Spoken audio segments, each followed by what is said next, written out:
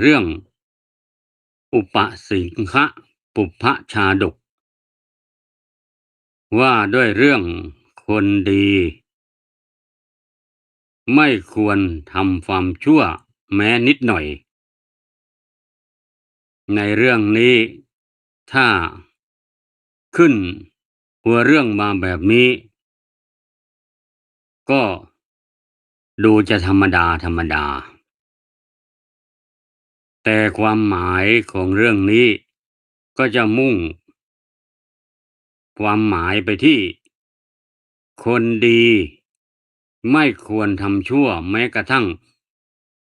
ขโมยดมกลิ่นญาติโยมสาธุชนทุกหลายคงจะเคยได้กลิ่นบรรดากลิ่นทั้งหลายที่โชยมาตามลมเนี่ยอาจจะเป็นกลิ่นดีกลิ่นไม่ดีถ้ากลิ่นดีก็น่าพอใจถ้ากลิ่นไม่ดีก็ไม่น่าพอใจอยู่ที่เจตนาถ้ากลิ่นดีกลิ่นหอมเราก็จะอาจจะยินดีพอใจในกลิ่นนั้นโดยที่ไม่ทราบว่าเจ้าของกลิ่นนั่นน่ะเขาจะยินยอมให้เราได้ดมกลิ่นหรือเปล่าอืมพูดถึงแบบเรื่องนี้ก็คงจะเป็นเรื่องที่ละเอียดอ่อนมากเพราะว่ากลิ่นเนี่ยมันมีราคาด้วยเหรอกลิ่นมันมีเจ้าของด้วยเหรออืมกลิ่นบางทีมันก็มีเจ้าของนะบางทีที่เขาปล่อยไปเช่นร้านกาแฟเนี่ยเขาก็เจตนาจะปล่อยกลิ่นออกไปให้คนเดินผ่านไปผ่านมาเนี่ยได้กลิ่นหอมกาแฟพอได้กลิ่นหอมกาแฟก็นึกอยากจะทานกาแฟเป็นการโฆษณาอย่างหนึ่งนอกจากกินกาแฟแล้วก็อาจจะมีกลิ่นอาหารเช่นกลิ่นไก่ย่างอย่างนี้เป็นต้นกลิ่นอาหารที่เขาขายตามร้านอันนั้นเขาจะมีลิขสิทธิ์ไหมเขาคงไม่ห้ามที่เราจะไปยืนแล้วก็สูดกลิ่นนะหรือบางทีเช่นทุเรียนอืมบางคนอยากกินทุเรียนนะแต่ก็ไม่มีเงินจะซื้อก็เลยไปยืนหน้าร้านเขาดมกลิ่นอย่างนี้มีไหมสามารถทำได้ไหมแม่ค้าก็คงไม่ว่านะคุณคุแต่ว่าถ้าคุณมายืนเกะกะหน้าร้านนี่เขาคงจะว่าแหมมายืนตั้งนานไม่เห็นซื้อสักทีมายืนเกะกะหน้าร้านก็อาจจะเป็นได้แต่เขาคงไม่หวงหรอกที่จะมายืนดมกลิ่นน่ะอันนี้เรียกว่ากลิ่นที่เขาไม่สามารถที่จะไปเอ่อกะเกณฑ์ว่าห้ามมาดมกลิ่นอะไรทำนองนี้แต่ถ้ากลิ่นดอกไม้กลิ่นดอกไม้ในสวนเนี่ยเจ้าของเขาจะห้ามไหมว่าอย่ามาอ่าดมกลิ่นดอกไม้นะอืมถ้าดมได้อาจจะอย่าให้ดอกไม้ช้ำอย่าให้จมูกไปโดนดอกไม้มันจะช้ำหรือว่าก็แล้วแต่ในบรรดากลิ่นทั้งหลายเนี่ยอืมเมื่อพูดถึงว่ากลิ่นอืมก็อาจจะมีกลิ่นที่มีเจ้าของแล้วก็กลิ่นที่ไม่มีเจ้าของแต่ในเรื่องเนี้ยอุปสิงคะปุพพชาดกเนี่ยชื่อเรื่องก็บอกว่าปุพพะนี่ก็ดอกไม้อืมอุปสิงคะนี่แสดงว่าเข้าไปดมกลิ่น เข้าไปดมกลิ่นดอกไม้อืมก็จะพูดอธิบายเขาขยายความเฉพาะกลิ่นดอกไม้อืมในในในพระไตรปิฎกเรื่องเนี้ยอ้างอิงพระไตรปิฎกเล่มที่27ขุทกนิกายชาดกเรื่องอุปสิงคะปุพพชาดกว่าด้วยเรื่องการที่บุคคลคนหนึ่งเนี่ยไปไปยืนดมกลิ่นของดอกบัวที่อยู่ในสระพูดถึงแบบนี้ญาติโยมก็คงจะนึกนึกในใจว่าเอ๊ะก็ไม่น่าจะผิดอะไรนะไปยืนดมดอกบัวกลิ่นดอกบัวที่อยู่ในสระเนี่ยไปยืนสูดกลิ่นแหมหอมชื่นใจดีจังก็ยืนสูดกลิ่นเนี่ยก็คงจะไม่มีใครว่าอะไรนะตามธรรมดาความคิดของคนทั่วไปเนี่ยอยากดมก็ดมไปเพราะว่าดอกไม้ดอกบัวในสระเนี่ยก็คงจะไม่มีเจ้าของนะแต่ว่าในที่นี้มีคนว่าเหตุการณ์เรื่องราวจะเป็นยังไงว่าตามชาดก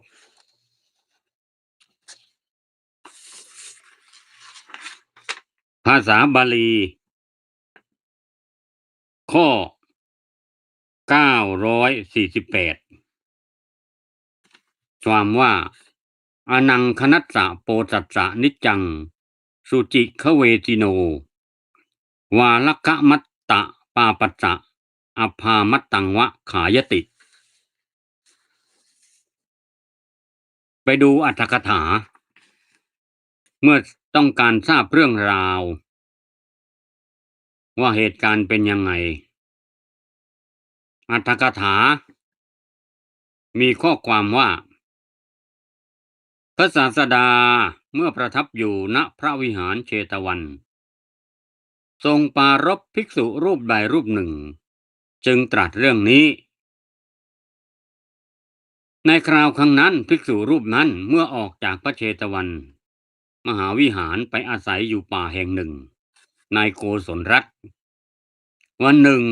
ลงไปสู่สระบัวเห็นดอกบัวบานงามจึงไปยืนดมดอกบัวอยู่ใต้ลมลำดับนั้นเทวดาผู้สิงอยู่ที่ไพศาลแห่งนั้นจึงให้ท่านสลดใจคือมาต่อว่าเนี่ยเทวดาถูกเทวดามาต่อว่าท่านผู้เจริญท่านเป็นผู้ขโมยดมกลิ่นความคิดดังนี้เป็นสิ่งประเสริฐเป็นองค์ของการขโมยอ๋อไม่ทราบเลยนะภิกษุรูปนี้ไม่ทราบเลยว่าการมายืนดมดอกบัวนี่ที่อยู่ในสระเนี่ยเป็นการขโมยดมกลิ่นเธอเป็นผู้เทวดาให้สลดใจแล้วจึงกลับไปพระเชตวันกราบทูลถามพระผู้มีพระภาคเจ้าเมื่อนั่งเสร็จเรียบร้อยเป็นโอกาสที่พระผู้มีพระภาคเจ้าได้ตรัสสนทนาตัดถามว่าภิกษุเธออยู่ที่ไหนเป็นโอกาสนะก็กราบทูลว่าพระพุทธเจ้าข้าพระองค์ข้าพระพุทธเจ้าอยู่ที่ไพศาลชื่อโน้นเทวดาที่ไพศาลนั้นให้ข้าพระองค์สลดใจอย่างนี้คือความหมายว่าถูกเทวดาต่อว่าเนี่ยก็เลยยังสงสัยว่าเรามีความผิดหรือเปล่า ที่มายืนดมกลิ่นดอกบัวที่อยู่ในสระอย่างเงี้ยทั้งนั้นพระศาสดาตรัสกับภิกษุนั้นว่าภิกษุใช่แต่เธอเท่านั้นที่ดมดอกไม้อยู่ถูกเทวดามาเตือนมาตักมาเตือนมาว่าเป็นขโมยดมกลิ่นแม้บัณฑิตในการก่อนเทวดาก็เคยให้สลดใจมาแล้วเหมือนกันภิกษุรูปนั้นจึงสงสัยว่าอ้อเหตุการณ์แบบนี้เคยมีมาแล้วในอดีตอย่างนั้นหรือสงสัยใครจะทราบเรื่องราวจึงกราบทูลอาราธนาพระผู้มีพระภาคเจ้าให้อธิบายขยายความว่าเรื่องนี้เป็นมายังไงที่พระพุทธองค์ตรัสว่าแม้ในการก่อนเนี่ยก็มีเรื่องแบบนี้ทำนองแบบนี้มาก่อนพระพุทธองค์จึงได้นำอดีตการมาตรัสครั้งเมื่อพระเจ้าพรหมทัตของราชสมบัติอยู่ในพระนครพาราณสีพระโพธิสัตว์เกิดในตระกูลพราหมณ์ที่หมู่บ้านในแคว้นกาสีตำบลหนึ่งเติบโตแล้วได้เรียนศิลปะวิทยาในเมืองตักกศิลาต่อมาได้บวชเป็นฤาษีเข้าไปอาศัยอยู่ในสระบัวแห่งหนึ่งวันหนึ่งได้ลงไปในสระนั้นได้ยืนดมกลิ่นของดอกบัวที่บานงดงามในคราวครั้งนั้นมีเทพธิดาตนหนึ่งสถิตอยู่ที่ต้นไม้เมื่อจะให้ท่านสลดใจจึงกล่าวคาถาที่หนึ่งว่าดูก่อนท่านผู้เช่นกับด้วยเราห้านดมดอกไม้ที่เกิดในน้ำดอกบัวที่เขาไม่ได้ให้นี้ใดการดมนี้เป็นองค์หนึ่งของการขโมยท่านเป็นผู้ขโมยดมกลิ่นพระโพธิสัตว์ได้ตอบโต้เป็นพระคาถาว่าเราไม่ได้ลักเราไม่ได้เด็ดดอกบัวแต่เรายืนดมกลิ่นอยู่ไกลๆเมื่อเป็นเช่นนั้นเหตุไรหนอจึงกล่าวหาว่าเราเป็นผู้ขโมยดมกลิ่นนะพระโพธิสัตว์ก็ตอบโต้ว่าไม่ได้แตะต้องดอกบัวเลยแค่ยืนดมกลิ่นอยู่แต่ไกลๆอยู่ใต้ลมเฉยๆเหตุไรท่านเทวดาจึงมากล่าวหาว่าเราเป็นผู้ขโมยดมกลิ่นเสร็จแล้วพระโพธิสัตว์เมื่อจะเจรจากับเทพธิดานั้นก็เห็นชายคนหนึ่งลงไปในสระเด็ดดอกบัวถอนรากเหง้าขึ้นมาเอาเอาก้านบัวไปขายเอาดอกบัวไปขายก้านบัวก็เอาไปขายเหง้าบัวก็เอาไปขายขโมยชัดๆนั่นน่ะบุรุษคนนั้นน่ะลงไปในสระ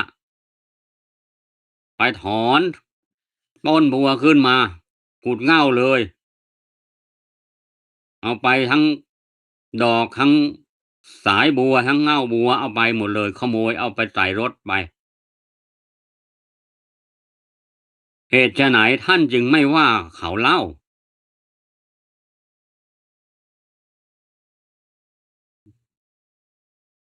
เป็นภาษา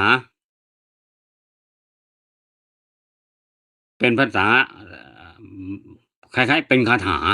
ว่าชายคนนี้ใดขุดเหง้าบัวเด็ดดอกบุญทริก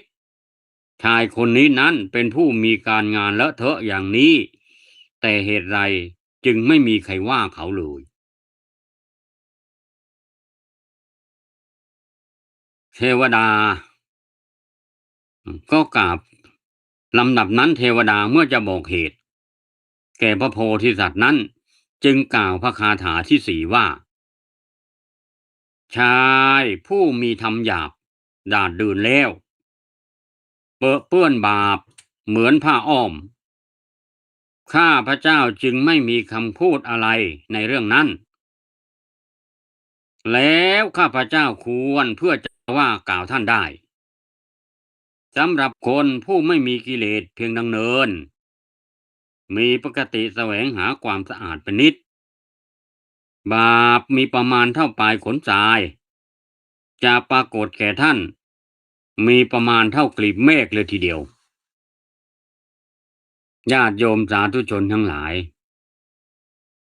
มาถึงข้อนี้แล้วเราก็จะได้มีความคิดเริ่มจะมีได้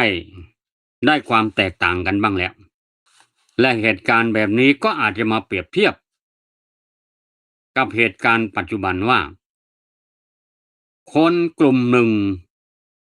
ทำความผิดเพียงเล็กน้อยเพียงแค่ยืนดมกลิ่นดอกบัวอยู่ไกลๆใต้ลมเท่านั้นกลับถูกกล่าวหาว่าเป็นขโมยดมกลิ่น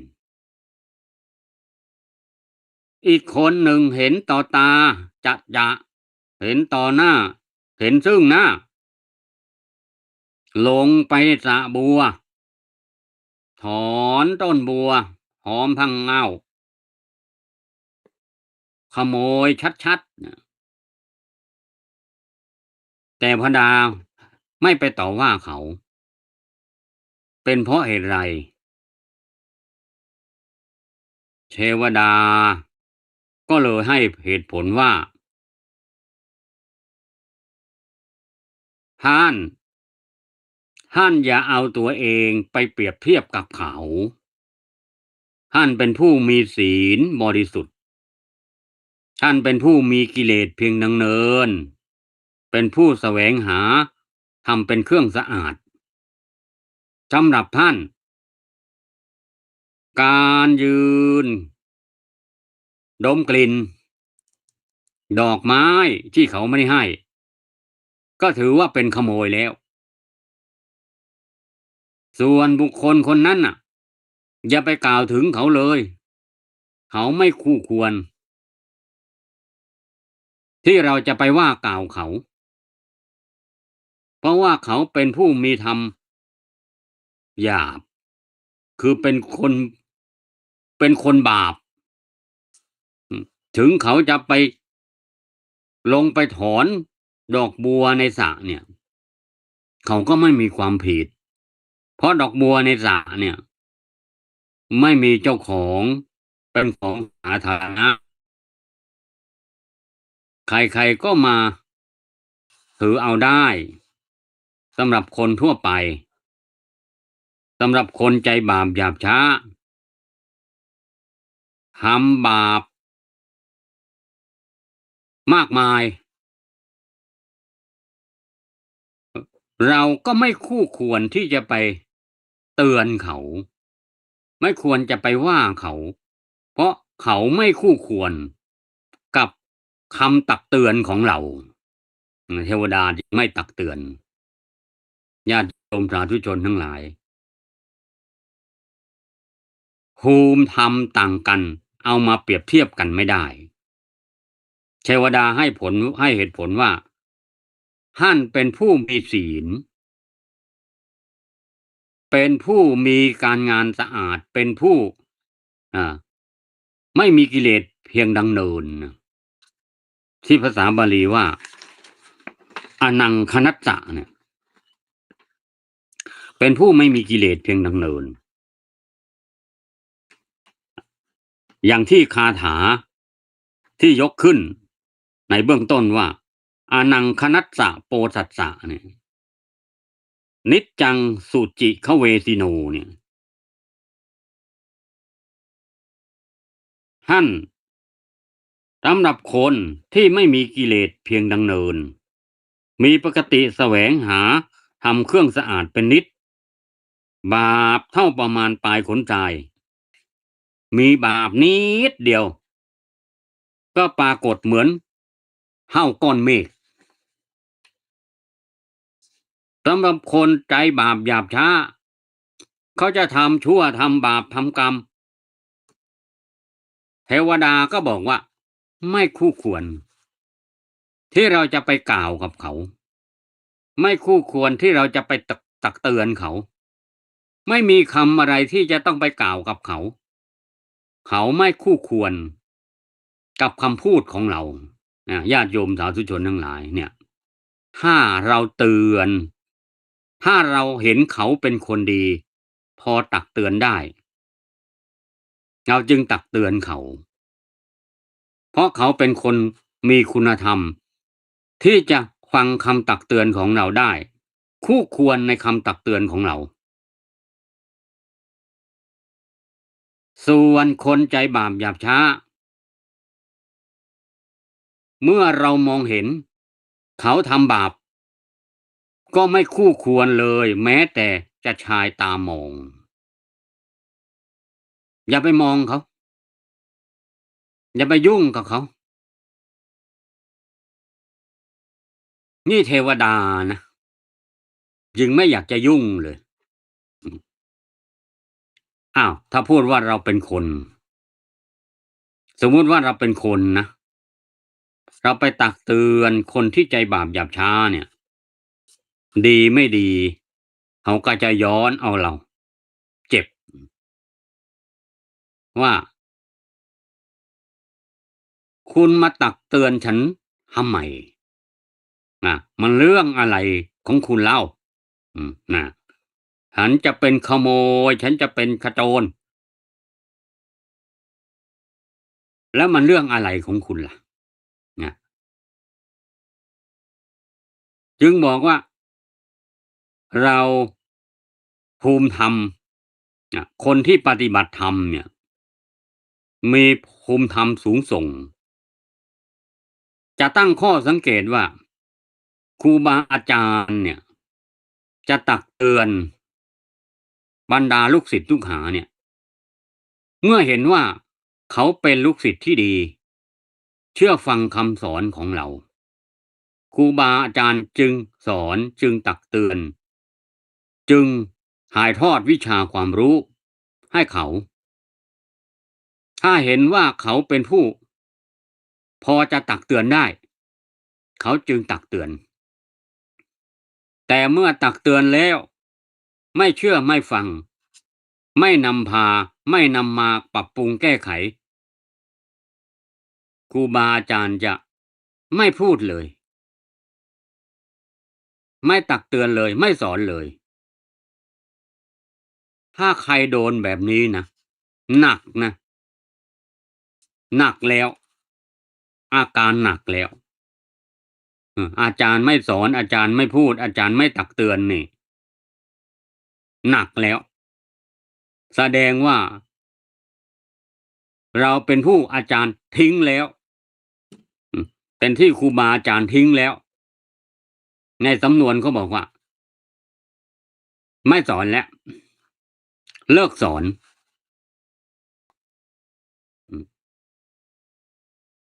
คราวนี้เราจะเปรียบเทียบกับคนกลุ่มหนึ่งกับอีกคนกลุ่มหนึ่งต้องดูภูมิธรรมด้วยว่าภูมิธรรมคนกลุ่มนี้กำลังปฏิบัติธรรมวิปัสสนากรรมฐานสมถกรรมฐานแม้แต่เพียงเล็กน้อยก็เป็นสิ่งที่ไม่ควรทำแม้กระทั่งความคิดญาติโยมสาธุชนทั้งหลายเวลาเราปฏิบัติธรรมเนี่ยเราจะมีความคิดหรือเห็นความคิดของตัวเองความคิดของเราเนี่ยมันมันไร้ขอบเขตมันคิดไปได้ด้วยจิตที่ปรุงแต่งพอเห็นจิตมันปรุงแต่งไปมันปรุงแต่งไปในทางดีหรือไม่ดีอืมเอาเป็นว่าปรุงแต่งไปในทางไม่ดีเช่นตำหนิคนนู้นคนนี้ อันนี้เป็นความคิดนะเป็นแค่ความคิดนะยังไม่ออกมาทางวาจายังไม่ออกมาทางกายนะแต่ถ้าออกทางกายก็อาจจะมีตาออกมาตาเขียวตาค้อนตาไม่พอใจอาหรือทำหน้าไม่พอใจทำหน้าไม่พอใจก็ยังไม่เท่าไรแต่ถ้าวจีวจีเป็นวจีเนี่ยเป็นวจีกรรมเนี่ยมันเริ่มจะเอ่อหนักขึ้นนะ ถ้าเป็นกายกรรมนี่มันยังพอมันยังอยู่ในใจนะหรือกายเรียกว่ามโนกรรมเป็นมโนกรรมเพียงคิดก่อนอืมคิดคิดไม่ดีคิดไม่ดีกับครูบาอาจารย์หรือคิดไม่ดีกับคนปฏิบัติธรรมเนี่ยด้วยกันเนี่ยบางทีคนปฏิบัติธรรมมากด้วยกันก็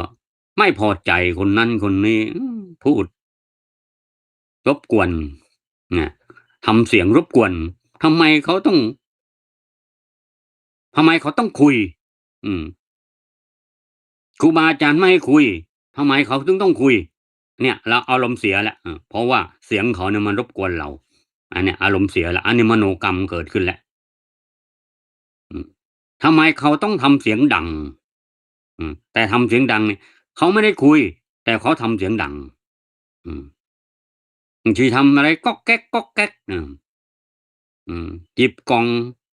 แว่นตาหยิบเอ่อกระบอกน้ำวางกระบอกน้ำแดงอะไรอย่างงี้เป็นต้น จะลุกจะนั่งก็วางเก้าอี้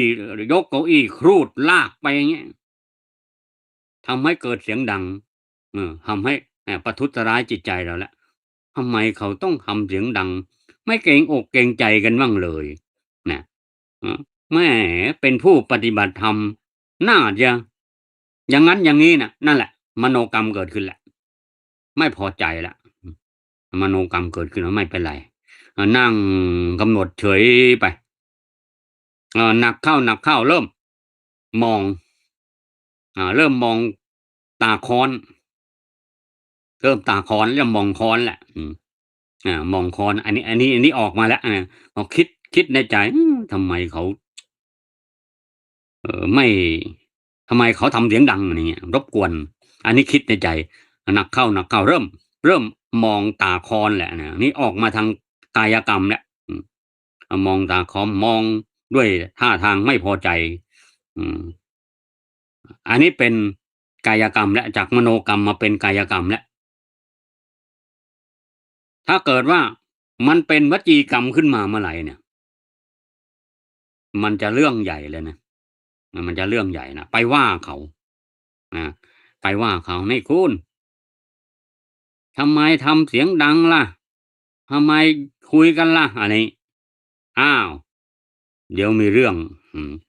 ไม่ใช่หน้าที่เราเลยอืมเพราะว่าเดี๋ยวเราเองนั่นแหละหลุดแล้วเราหลุดแล้วคุณนั่นแหละหลุดแล้วนะรู้ตัวหรือเปล่า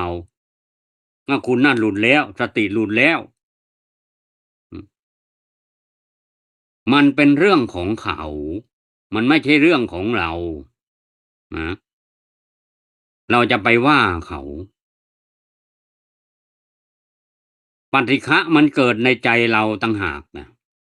มันไม่เกี่ยวกับเขาเลย เขาจะมาทำอะไรก็เรื่องของเขา แต่ในใจเราเนี่ยมันมีหน้าที่ทำอะไร มีหน้าที่กำหนดรู้ ดูใจของตัวเองเนี่ยดูกายดูเวทนาดูจิตธรรม ไปดูคนอื่นเนี่ยมันใจมันออกไปข้างนอกแล้วนะอืม เพราะฉะนั้นเราไม่ควรดูคนอื่นดูแต่ตัวเราดูแต่ใจเราว่าใจเราเนี่ยมันเป็นยังไงตอนเนี้ยมันมีปฏิฆะเกิดขึ้นแล้วปฏิฆะเนี่ยเราจะกำจัดมันยังไงเราก็กำจัดมันด้วยการกำหนดรู้อันเนี้ยมันเป็นอะไร เขาเรียกมันโทสะมันไม่ใช่โทสะหรอกมันเป็นปฏิฆะมันเป็นกระทบเฉยๆถ้าโทสะนี่มันต้องโกรธแล้วลงไม้ลงมือแล้วอันนั้นเนี่ยอันนั้นโทสะแล้วอันนี้ปฏิฆะเฉยๆความกระทบกระทั่งแห่งจิตอย่าให้ปฏิฆะมาทำร้ายเราเราต้องกำหนดรู้ใจตัวเองว่าใจเราเป็นยังไงตอนนี้อารมณ์มันมีอิทธารมณ์กับอนิทธารมณ์ตาเห็นรูปหูฟังเสียงจมูกดมกลิ่นลิ้นลิ้มรสกายถูกต้องโผฏฐัพพะและธรรมารมณ์ที่เกิดขึ้นกับใจมันเป็นอิทธารมณ์ที่น่าพอใจหรือมันเป็นอนิทธารมณ์อารมณ์ที่ไม่น่าพอใจถ้าเป็นอารมณ์ที่น่าพอใจปีติซาบซ่านมีสุขสงบเราก็รู้หนอรู้หนอนะปีติหนอสุขหนอสงบหนออืมชอบหนออันนี้เป็นอิทธารมณ์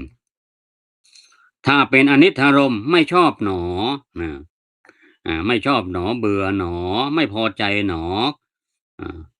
าโกรธหนออะไรเงี้ยโกรธหรือไม่พอใจอะไรก็กำหนดพอกำหนดมันก็จะดับไปเองถ้ามันไม่ดับก็กำหนดอยู่นั่นแหละกำหนดจนฝ่ามันจะดับพอมันดับเราก็ต้องดูมันด้วยนะว่าดับหนอดับหนอสมมุติว่าเราไม่พอใจไม่พอใจหนอไม่พอใจหนอกดกำหนดพอมันดับปุ๊บไปดับหนอดับหนอรู้แล้วว่ามันดับไปแล้วอืมนี่แหละเราก็ใช้วิธีอ๋อมันก็ดับไม่ยากนี่นะมันดับไม่ยากหรอกเพราะว่าเรามีพื้นฐานอยู่แล้วจิตใจเราสงบนิ่งอยู่แล้วเป็นสมาธิอยู่แล้วเพียงแต่ว่ามันเป็นปฏิฆะมันเป็นอารมณ์กระทบกระทั่งเฉยๆถ้ากำหนดมันก็ดับไม่ยากแต่ถ้าไปส่งเสริมมันสิมันยิ่งมากใหญ่มันยิ่งมีเอ่อปริมาณมากขึ้นแล้วมันก็ดับยากมันเหมือนไฟเนี่ยไฟพอติดกองเล็กๆเนี่ยเรารีบเอาน้ำดับมันเสียมันก็ดับง่ายแต่ถ้าไฟมันเป็นกองใหญ่แล้วมันติดตึกรามบ้านช่องมันไหม้เสื้อไหม้ผ้าไหม้เป็นไฟกองใหญ่แล้วเนี่ยไหม้บ้านแล้วอย่างเงี้ยจะดับมันก็ดับยากเอาน้ำขันหนึ่งดับเนี่ยมันดับไม่ได้นะสมมุติว่ามันเป็นไฟเล็กๆจุดเล็กๆไงจากไฟไม่ขีดเนี่ยจุดเล็กๆเนี่ยเอาน้ำขันเดียวสาดโครมมันไปก็ดับแล้วเอาผ้าเอามือกระปบมันลงไปหรือเอาอะไรตีมันก็ดับแล้วแต่ถ้าเราปล่อยให้มันลุกลามใหญ่โตถึงก็ไหม้บ้านไหม้เรือนอันนั้นน้ำขันเดียวดับไม่ได้แล้วแล้วก็มันก็ไหม้วอดวายไปหมดนะนี่แหละบอกว่าความโกรธเมื่อโกรธแล้วต้องรีบดับมันมีปริมาณน้อยมันก็ดับง่ายเหมือนไฟกองเล็กมันก็ดับง่ายไฟกองใหญ่มันก็ดับยากทันใดความโกรธความไม่พอใจในใจของเราก็เหมือนกันมันโกรธเล็กๆมันก็ดับง่ายอย่างเช่นปฏิฆะกำหนดรู้มันก็ดับแล้วอืมปล่อยให้ลุกลามใหญ่โตมันก็ดับยากกำหนดฝ่ายจะดับมันก็นานกลับมาเรื่องของทาดกนี้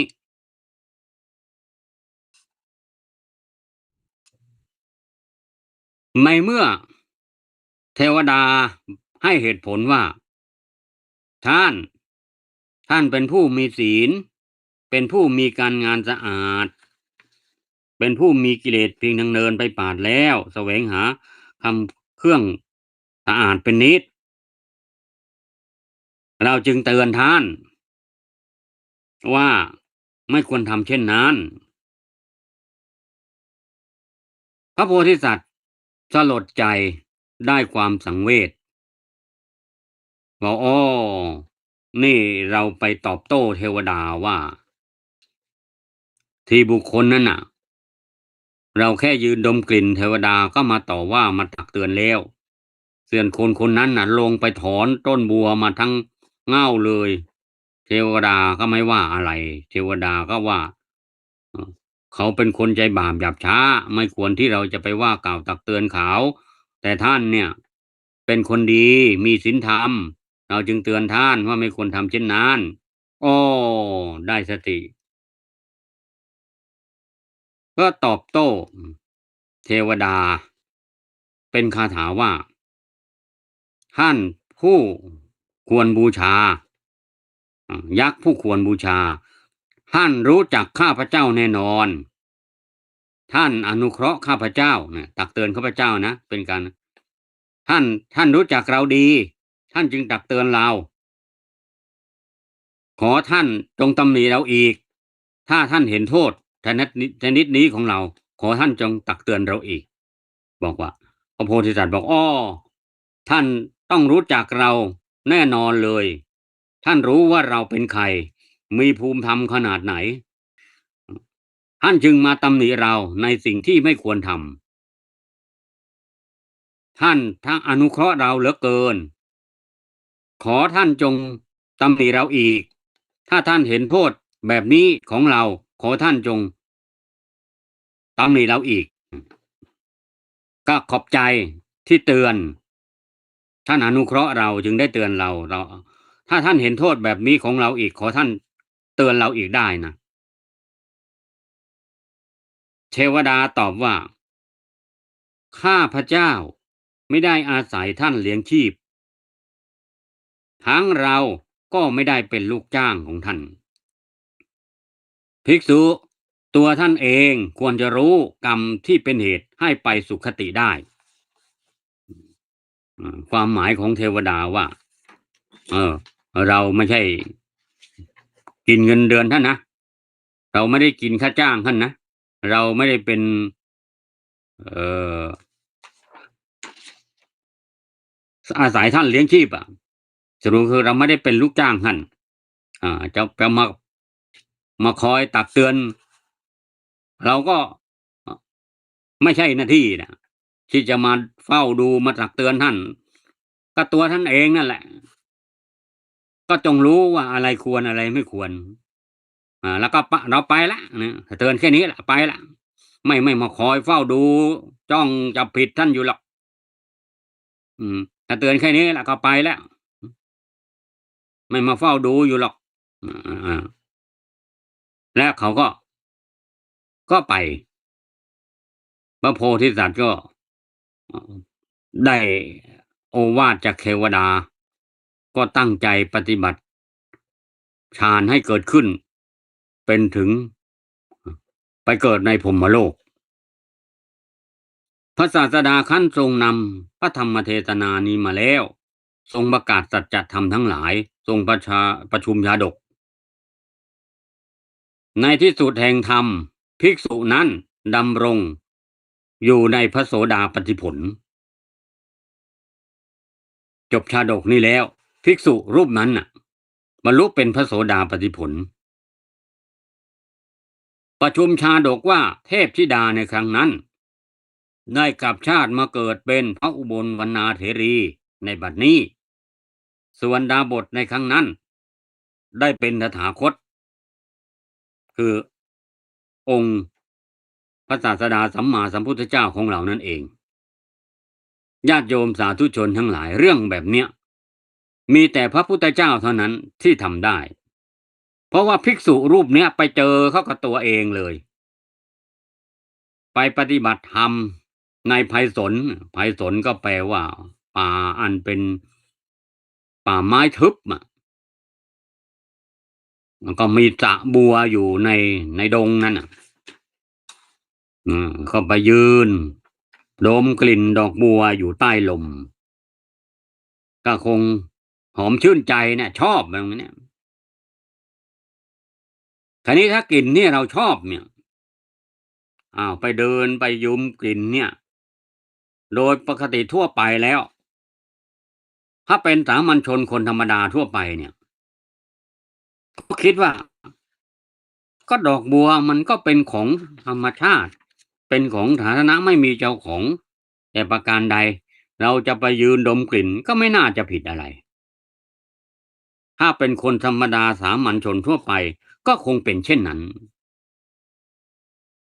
แต่สำหรับผู้ปฏิบัติธรรมมีภูมิธรรมชั้นสูงการกระทำเช่นนั้นถูกกล่าวหาว่าเป็นขโมยคราวนี้ถ้าเกิดว่าเราคิดว่าอ๋อถ้าทำแบบนี้เป็นขโมยเราจะทำยังไงที่จะไม่เป็นขโมยต้องสำรวมระวังตาหูจมูกลิ้นกายใจอืมนะตาตามองในสิ่งที่ควรมองถ้ามองในสิ่งที่ไม่ควรมองถือเป็นไม่สำรวมไม่สำรวมเรียกว่าไม่สำรวมระวังมองในสิ่งที่ไม่ควรมอง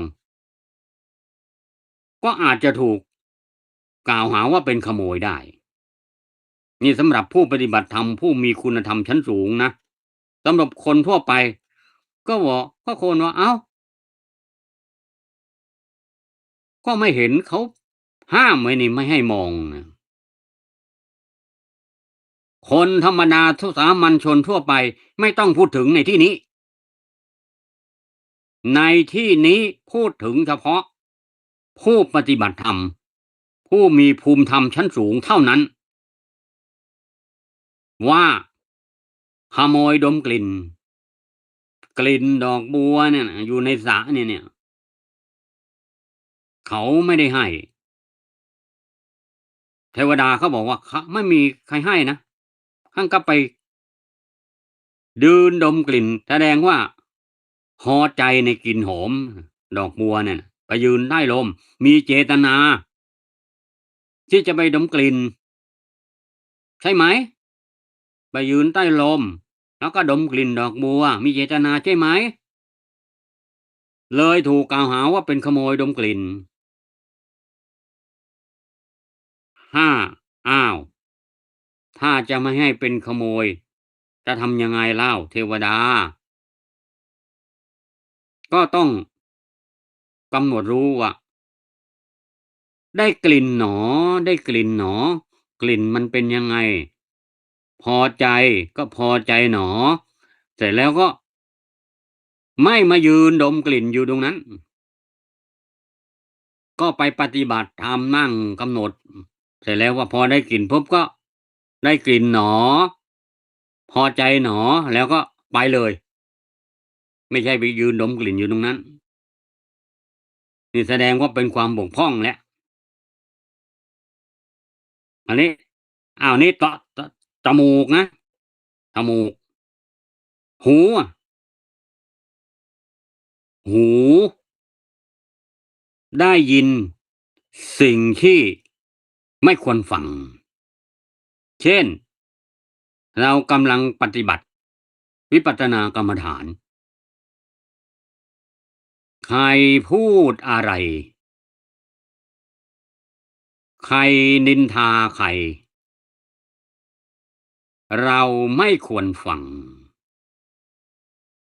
ฟังแล้วก็ไม่ควรใส่ใจถ้าเราไปเงี่ยหูกวางไปจะแคงหูกวางว่าเขาพูดอะไรกันเขาคุยอะไรกันเขานินทาใครกันนั่นน่ะแสดงว่าไม่สำรวมหูเลยอาจจะถูกกล่าวหาว่าขโมยฟังเสียงเสียงเขาคุยกัน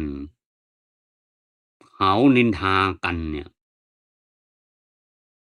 อย่าไปใส่ใจได้ยินก็ได้ยินหนอ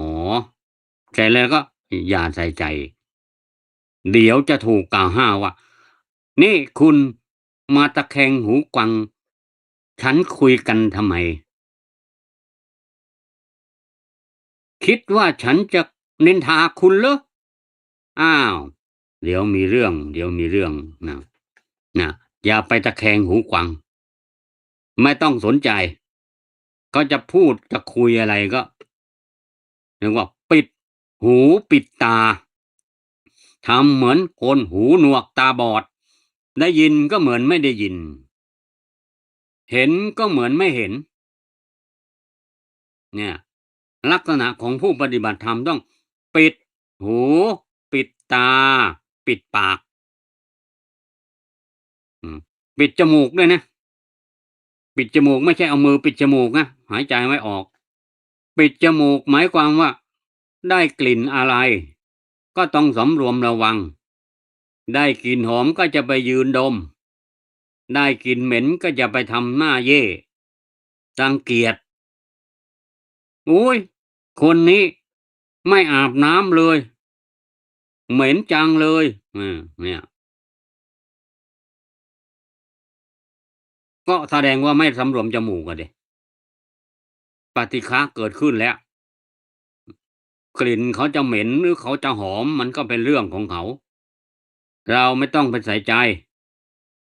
ใส่ใจต่อเรื่องของเราเนี่ยแล้วก็ตาตาเห็นอะไรที่ไม่ควรดูก็อย่าไปดูอย่าไปมองเห็นแล้วก็ไม่ต้องใส่ใจเห็นก็เหมือนไม่เห็นเดี๋ยวบอกทำเหมือนคนตาบอดเห็นก็เหมือนไม่เห็นเห็นก็เห็นหนอเห็นหนอ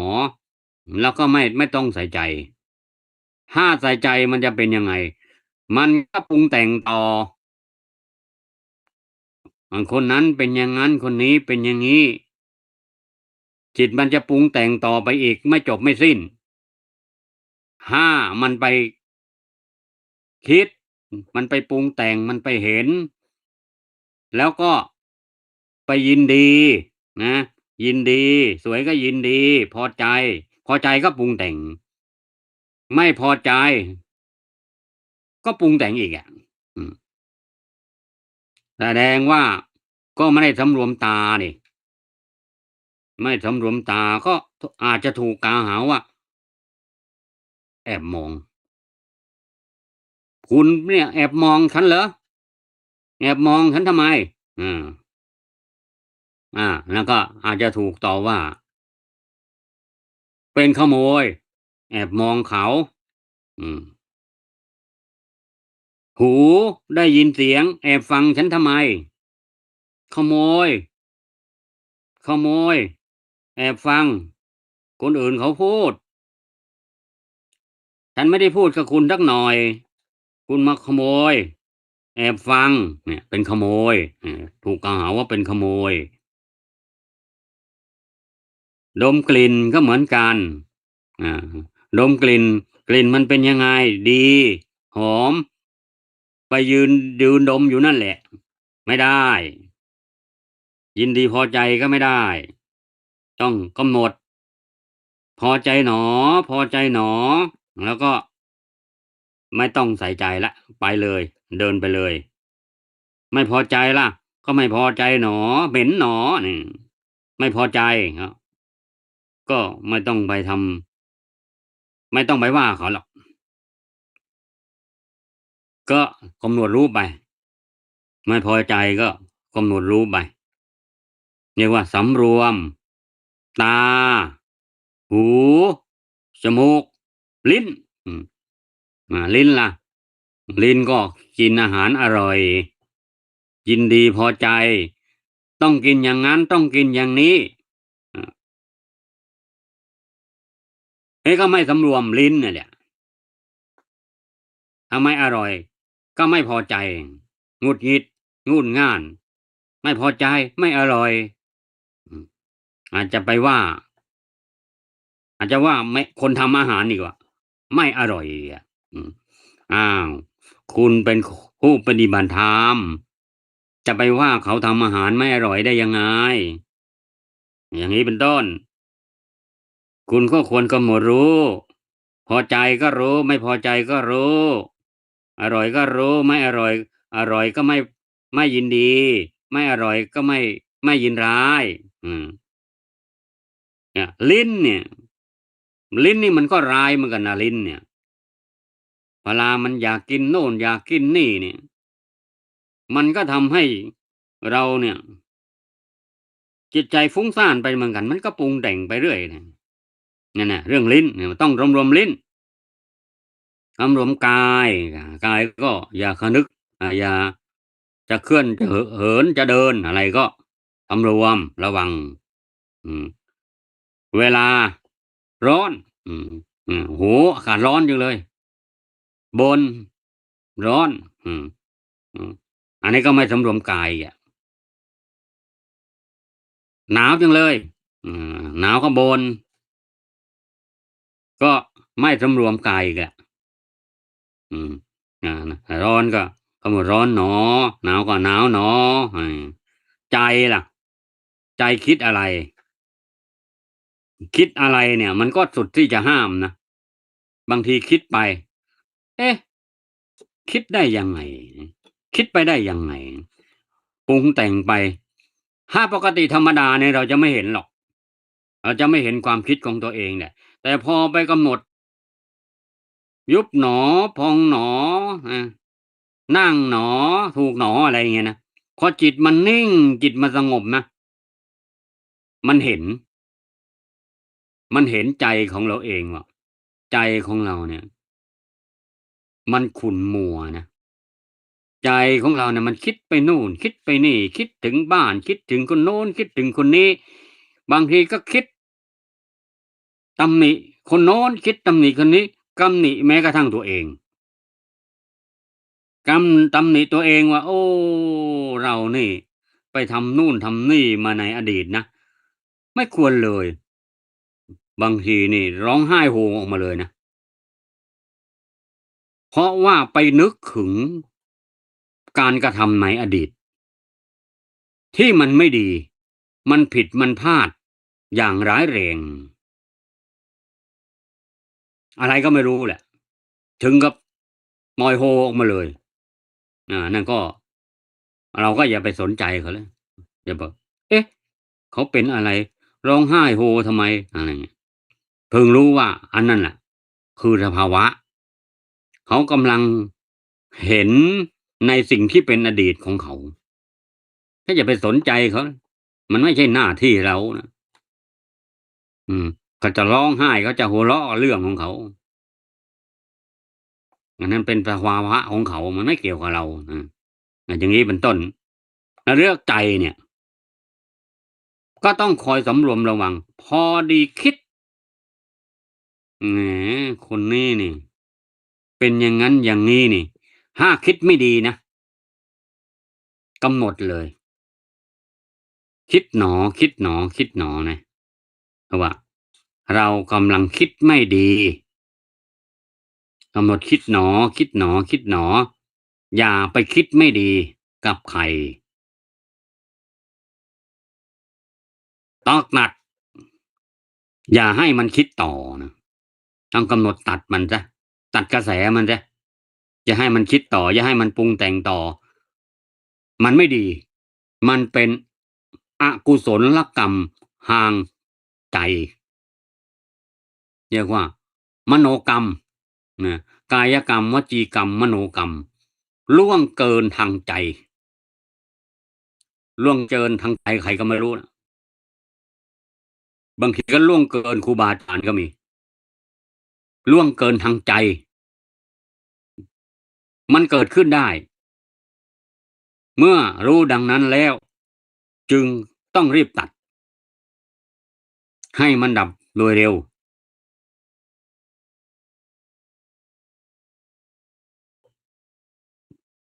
แล้วก็ไม่ต้องไปสารภาพไม่ต้องไปสารภาพกับเขานะ ว่าหันล่วงเกินคุณทางใจอะไรไม่ต้องไปบอกเขาหรอก เพียงแต่ตัวรู้เองก็พอว่าไม่ควรทำเช่นนั้นเพราะเราเป็นผู้ปฏิบัติธรรมเป็นอนังคณสะนะเป็นสุจิขเวทิโนเป็นผู้ไม่มีกิเลสเพียงดังเนินเป็นผู้แสวงหาธรรมเครื่องสะอาดอันเป็นนิจเป็นผู้ปฏิบัติธรรมเป็นผู้มีภูมิธรรมชั้นสูงไม่ควรทำร้ายทางใจไม่ควรประทุษร้ายใจใจอันโทษประทุษร้ายแล้วมันก็จะเป็นจิตใจที่ขุ่นมัวแม้กระทั่งล่วงเกินทางจิตใจก็ไม่ควรทำเพราะอะไร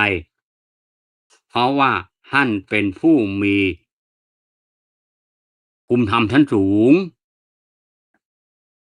นี่เราพูดกันถึงว่าผู้มีภูมิธรรมชั้นสูงผู้ปฏิบัติธรรม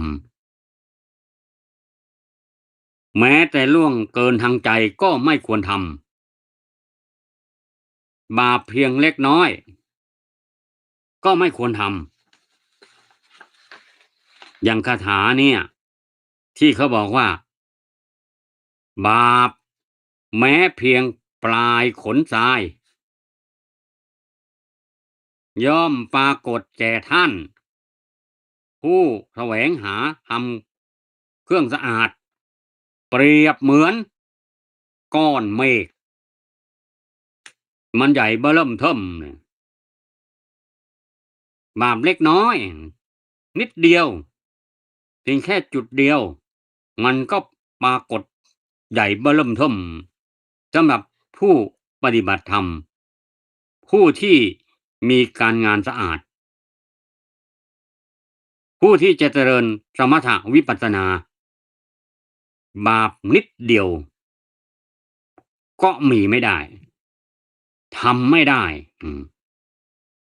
ภิกษุจะต้องแสดงอาบัติทุกวันเพราะว่าบาปเพียงเล็กน้อยก็จะให้มีไม่ได้จะให้ติดตัวติดกายติดใจไม่ได้จะต้องแสดงอาบัติทุกวัน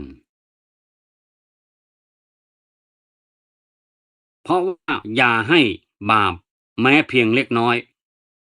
มันติดอยู่ในกายอยู่ในใจของเราหรือแม้กระทั่งเราไม่รู้ว่าบางทีเราเนี่ยทำอะไรไปเช่นทำเสียงดังเป็นต้นเราก็ไม่มีเจตนาที่จะทำเสียงดังนะแต่ว่าเสียงมันดังเป็นการรบกวนคนอื่นล่วงเกินคนอื่นโดยไม่เจตนาเป็นบาปอกุศลให้เกิดแก่จิตใจของเขาเพราะเขาเกิดปฏิฆะทำให้อกุศลเกิดขึ้นในใจของเขานี่มันก็เป็นโทษเหมือนกันโดยที่เราไม่รู้ตัวเลยเราก็ต้องแสดงอาบัติว่าสิ่งที่รู้สิ่งที่ไม่รู้สิ่งที่ทำไปเจตนาก็ดีไม่เจตนาก็ดีด้วยกายกรรมวจีกรรมมโนกรรมได้เจตนาก็ดีไม่เจตนาจะดีสบประมาทพลาดพลั้งท่านด้วยกายวาจาใจก็ขอให้ท่านอโหสิกรรมให้ข้าพเจ้าด้วยนี่เวลาเขาปฏิบัติธรรมกันนะเขาจะขอขมากัน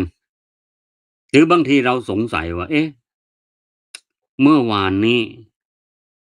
ผมทำเสียงดังผมทำเสียงดังโดยไม่เจตนาผมขอโทษนะถ้าท่านไม่พอใจ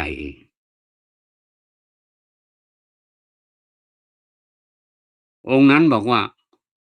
ผมไม่ได้ยินผมไม่ได้ยินที่ท่านทำเสียงดังเราก็เลยสบายใจอ้อ เราคิดไปเอง เราคิดไปเองว่าเราทำเสียงดัง องค์นั่งใกล้ๆนี่เขาคงจะไม่พอใจเราก็เลยไปขอโทษเขา เขาบอกว่าผมไม่ได้ยิน เขาอาจจะได้ยินแต่ว่าเขาอาจจะพูดให้เราสบายใจว่าไม่ได้ยิน หรือเขาอาจจะไม่ได้ยินจริงๆก็ได้ หรือเขาอาจได้ยินแต่เขาไม่ได้สนใจ เขาไม่ได้ใส่ใจว่าใครจะทำอะไร เขาก็จะนั่งภาวนาของเขาไปก็นั่งกำหนดของเขาไปใครทำอะไรโป้งป้างโป้งป้างอะไรไม่สนใจบางเราเผลอไปปิดประตูดังแล้วก็เราก็โอ้มองไปเราก็เลยคิดไปเองว่าโอ้เราคงจะไปล่วงเกินเขานะเขาบอกว่าเขาไม่ได้ยินไม่ได้ยินก็ไม่เป็นไรก็ดีแล้วอืมแสดงว่าเราก็สบายใจว่าอ้อเราไม่ได้ทำให้เขาเกิดอกุศลใช่ไหมอาก็ดีแล้วอืมก็แล้วกันไปอย่างงี้เป็นต้นนะญาติโยมสาธุชนทั้งหลายเปรียบเทียบข้อปฏิบัติในปัจจุบันนี้ชาดกเรื่องนี้สาระสำคัญอยู่ที่ว่าสำหรับผู้ปฏิบัติธรรมแล้วไม่ควรไปเปรียบเทียบกับบุคคลอื่นภูมิธรรมต่างกันคนกลุ่มหนึ่งกับคนอีกกลุ่มหนึ่งไม่ควรเอามาเปรียบเทียบกันเพราะว่าเขาเป็นคนคนละกลุ่มกลุ่มหนึ่งเป็นผู้ปฏิบัติธรรมเป็นผู้มีศีลมีธรรมเป็นคนดีมีคุณธรรมอีกกลุ่มหนึ่งเป็นคนบาปเป็นคนทำเรื่องที่ไม่มีความละอายไม่มีหิริโอตตัปปะเอาไปเปรียบเทียบกันไม่ได้ญาติโยมสาธุชนทั้งหลายอาจจะเคยได้ยินว่าพอเวลาเราถูกว่าเราถูกตักเตือนกลับย้อนทีคนนั้นล่ะทีคนนี้ล่ะเขาก็ทำไมไม่ว่าเขาล่ะเขาทำยิ่งกว่าฉันอีกทำไมไม่ว่าเขาล่ะอืมเนี่ยคือย้อนอืมย้อนว่าคนนู้นก็ทำไมไม่ว่าเขามาว่าแต่ฉันอืมเนี่ย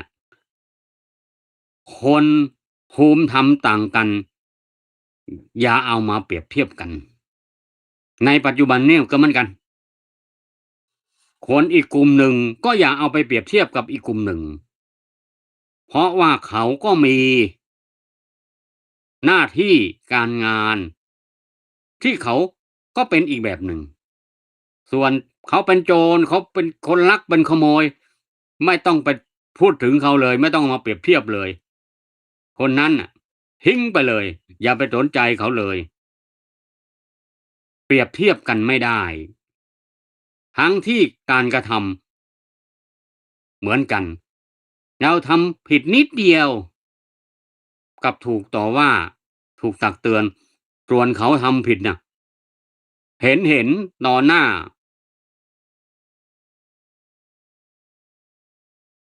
กลับไม่ว่าอะไรกลับไปไม่ไม่ถือโทษโกรธเคืองอะไรเขาบางทีเด็กทำแก้วแตกบ้างอะไรบ้างก็จะไปดุว่าเด็กจนเด็กตกใจอันนั้นมันไม่ใช่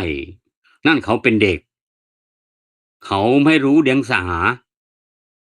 เขาทำแก้วแตกทำอะไรหล่นทำอะไรนะเขาเป็นเด็กเราจะมาเอาการกระทำของเด็กมาเปรียบเทียบกับผู้ใหญ่มันไม่ได้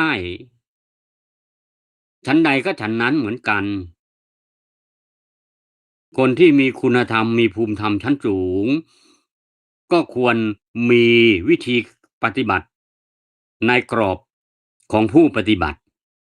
ส่วนคนธรรมดาสามัญทั่วไปก็ไม่ต้องพูดถึงเลย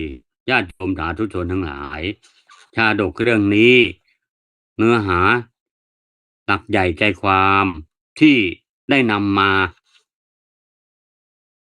ำเสนอมาก็เพื่อจะให้เปรียบเทียบกันว่าเราจะเอาตัวเราไปเปรียบเทียบกับคนอื่นไม่ได้ เราจะเอาคนกลุ่มหนึ่งไปเปรียบเทียบกับอีกคนหนึ่งไม่ได้เพราะมันเป็นเรื่องเฉพาะตนและโดยเฉพาะตัวเรา